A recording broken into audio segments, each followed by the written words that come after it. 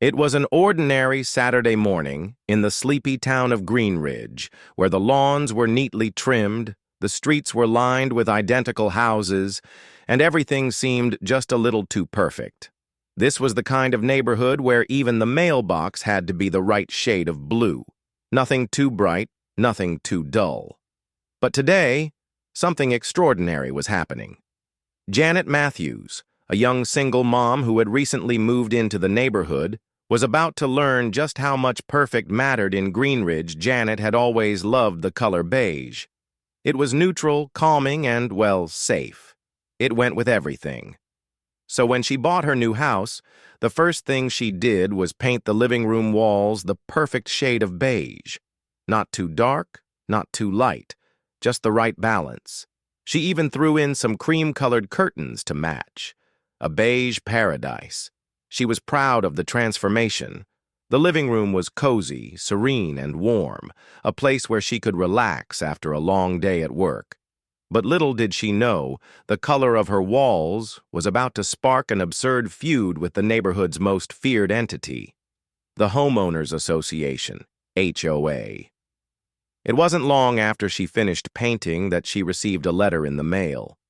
It was thick, official-looking, and stamped with a red "Urgent" on the front. Janet opened it, thinking it was just another piece of paperwork for her mortgage. To her surprise, it was a warning from the Greenridge HOA. "Dear Mrs. Matthews," the letter began, "we regret to inform you that your recent choice of paint color for the living room walls is in violation of Greenridge's strict aesthetic guidelines. The shade of beige you have used is too dark and does not match the approved beige spectrum as specified in our community standards." Janet blinked. "Too dark? It's beige," she muttered to herself. "You are hereby given 14 days to correct this issue. Failure to do so will result in a $5,000 fine." She stared at the letter for a moment, half expecting it to be some kind of prank. A $5,000 fine for the wrong shade of beige? It had to be a mistake. Determined to figure out what on earth was going on, Janet attended the next HOA meeting, which was held at the community center. She was met with a sea of well-dressed, perfectly coiffed neighbors who all seemed to share one common trait. They were obsessed with conformity.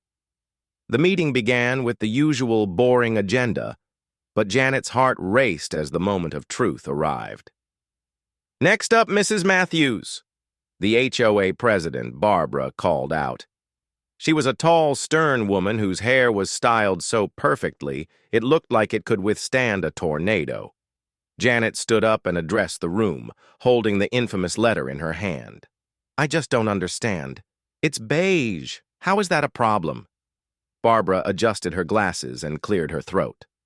Well, you see, Mrs. Matthews, Greenridge follows a very strict color palette. Beige, while a fine color, has very specific shades that must be adhered to.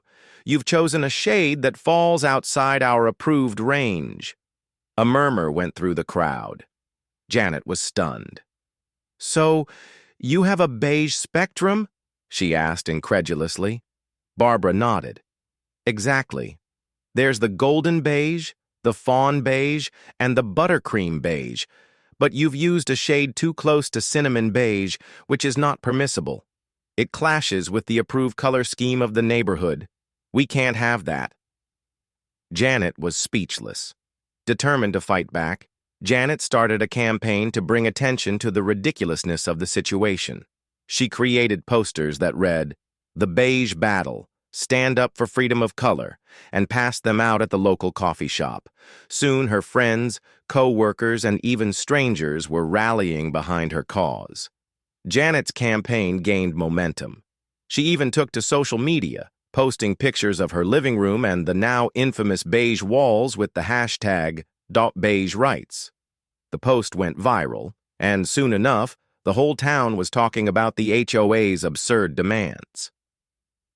The day of the final HOA meeting arrived.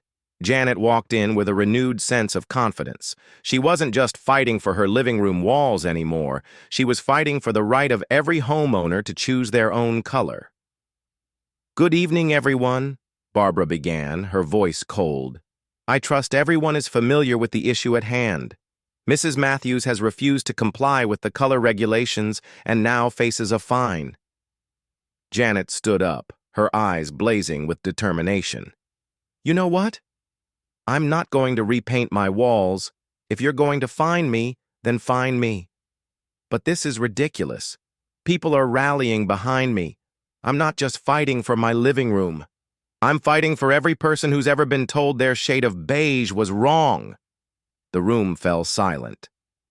After a long pause, one brave neighbor stood up. "I agree," said Mr. Henderson, an elderly man who had lived in Greenridge for over 40 years. "What's next?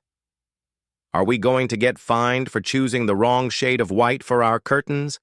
I've had enough of these rules." A few more neighbors joined in, and before long, the entire room was in support of Janet. The HOA was outnumbered. Barbara looked around, clearly defeated. "Fine," she sighed. "We'll revoke the fine, but just this once." Janet smiled. "Thank you. And by the way, you might want to check out the golden beige next time. It's stunning." Janet's victory became the talk of the town. The story made local headlines, and the Beige rights movement even inspired other neighborhoods to reconsider their color restrictions. Janet didn't just save her living room, she saved the spirit of individuality. As for the Greenridge HOA, well, they learned a valuable lesson. Sometimes, the battle over beige can spark a rebellion over much more than just a coat of paint.